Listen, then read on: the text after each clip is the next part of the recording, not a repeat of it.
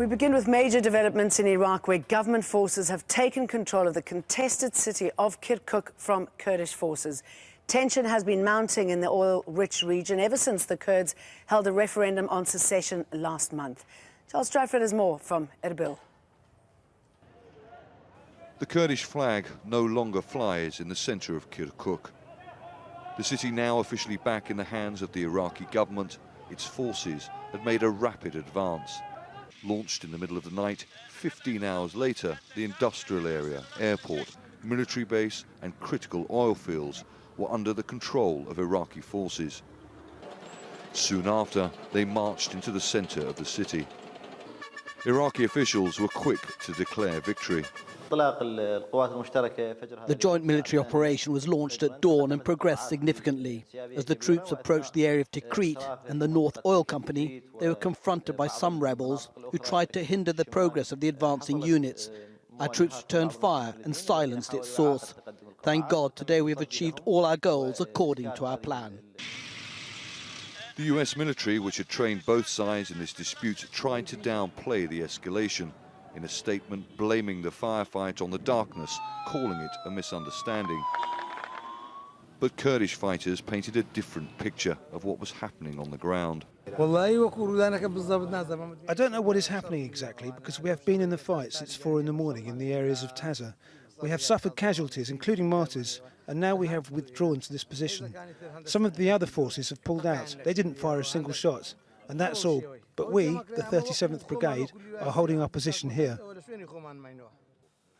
Thousands fled the city as the forces approached, mixed in among them Kurdish fighters. Now, as the US urges dialogue and calm, the question is, what's next? Will Iraqi forces and their militias pursue the Kurdish people and fighters? That answer will have an impact here and around the globe. Oil prices are climbing with the news. The possibility of a civil war, perhaps, in Iraq, with Kurdish forces fighting both the Iraqi army and possibly Iranian militias, does not play well with the world's oil traders, and so the perception is that prices will rise until that sort of event risk is completely characterised, shall we say, and understood. Most world powers had warned the Kurdish regional government not to go ahead with a non-binding referendum, where the majority of people voted for secession from Iraq. Now the people of this region and their government are finding out there is a very real price to be paid in their search for independence. The speed with which the Iraqi army were able to achieve their aim has left the Kurdish regional government shocked and wanting answers. And already there are questions being asked as to whether certain members of one of the main 2 Kurdish political parties may have colluded with the Iraqi military in order to ensure such a swift and easy victory in and around Kirkuk. Charles Stratford, al-Jazeera, Erbil. Now, the United States has expressed concern over tensions in the region. The UN Secretary General is also urging the 2 sides to resolve their dispute through dialogue. He appeals to the federal government and the Kurdistan regional government to take coordinated steps to prevent and avoid further clashes, escalation, or breakdown of law and order.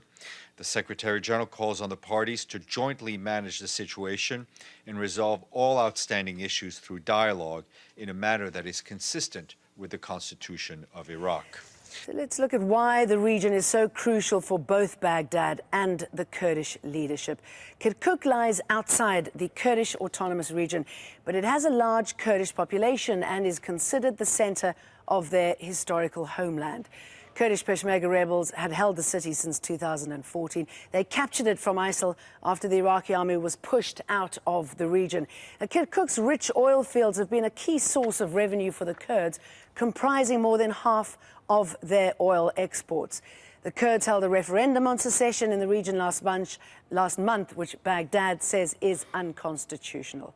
Yerevan Saeed is a Kurdish affairs analyst and a researcher at the Middle East Research Institute. He joins us now from Arlington in Virginia via Skype. Very good to see you. This is obviously quite a setback for those Kurds seeking independence. Where does this leave them now? What power do they have?